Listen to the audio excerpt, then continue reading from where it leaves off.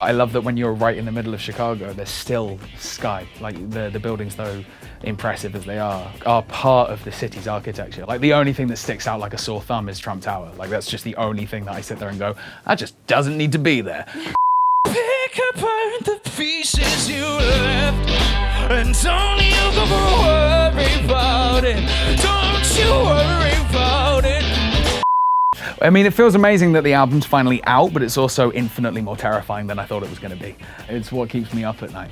Before I was like, oh, I just want it to be out, and now I'm like, oh, it's actually out. And we had the #1 spot for a little while, which was amazing, and like for it to sit in the chart where it did on that first week is genuinely overwhelming.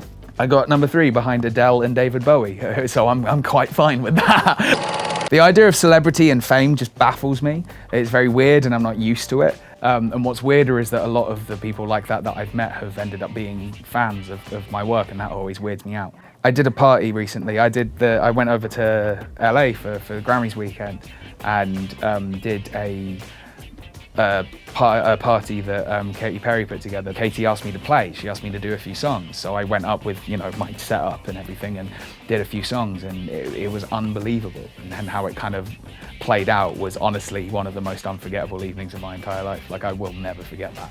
A room full of people who care so much about the art that they make that they want to share their knowledge with a newbie, with someone who's just right at the bottom. And it was one of the most inspirational evenings I think I'll ever have.